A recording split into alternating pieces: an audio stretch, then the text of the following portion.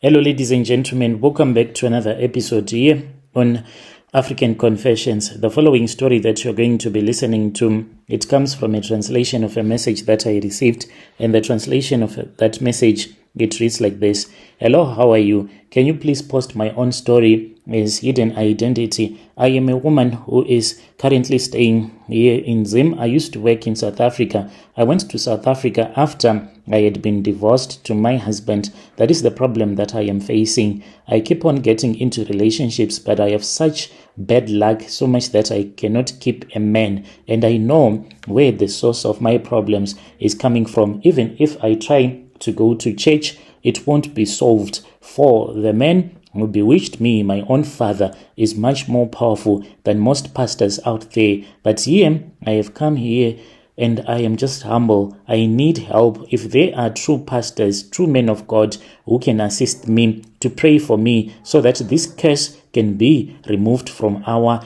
generation. I am a daughter of a former witch doctor. My father passed away. He was still a witch doctor, and I am suffering from the spirits of the people that were killed by my father's clients. This is what used to happen at our compound when we were growing up. There were businessmen that would come. My father would not have the patience to wait for his spirits that he worked with at his shrine to go and kill the relative of the person that wanted their business to be strengthened. What my father used to do is he would hire some cold killers, and then they would go and murder the relative of that businessman, and the body parts would be brought. The first time that I witnessed this is I had a running stomach, so I went into the maize fields which was nearby. As I was relieving myself, that was when I saw two men that I knew from our village. They were pushing a wheelbarrow. They went and knocked on my father's bedroom. He came out and he went with them to the consultation room. I saw that there was something in the wheelbarrow. I then went to where the wheelbarrow was, where they had left it. I saw that there were body parts of a woman. I saw a woman's face that had been chopped off, and I saw some legs. It was in the dark. There was no electricity. I could not see more than that. I rushed back to my room when I heard my father and those two guys as they were walking out of the consultation room. The next day, there was a man who was driving a very big car. He came with a lot of groceries. He also had a small truck that had 4 cows that he donated to my father. My father was the one who brought the devil into the family by letting these people be murdered.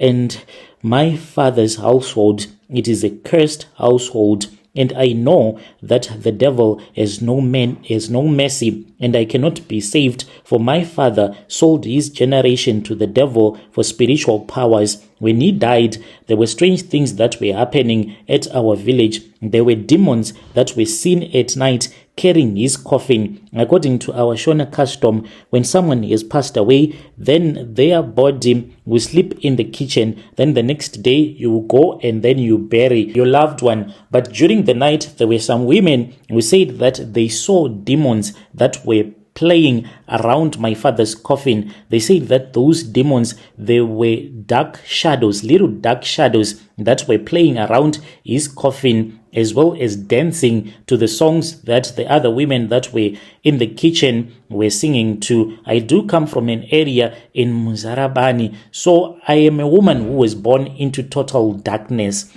We thought that by that time it was a good thing to be a witch doctor's daughter, for no one would mess with me, even at school. No one would even want to mess with me, even the teachers. If it happened that I did not write my homework, there was no one who was brave enough to ask me. I was born into darkness, not by choice, not because I wanted, but because my father was a well-known witch doctor from the Muzarabani area here in Zim, and he made a deal that has cursed our entire bloodline. What hurts me is that when he made that decision, We were not there, but we are the ones that are suffering. I do hear sometimes the voices of those spirits of the people that had been murdered, and sometimes I do see the shadows of the spirits. And usually this happens when I am dating someone. I will not have peace in that relationship. Spiritual husbands will come and sleep with me. Even the men that I will be dating will be attacked by the spiritual husbands.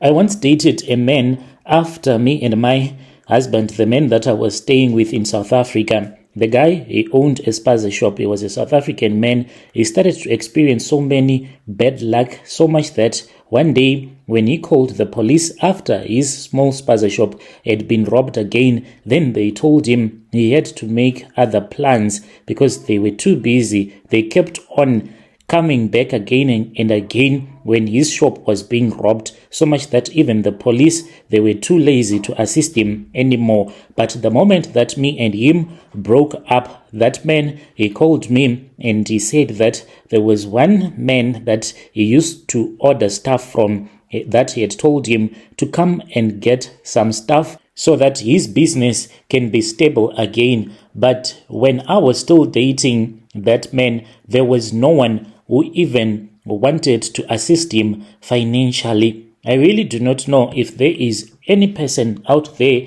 that is willing to assist me. The other problem that I have is that if there is someone that wants to help me, if that person is a man, maybe he is a traditional healer, even a pastor as well, they will end up proposing love to me. And I know that it is because of these demonic spirits.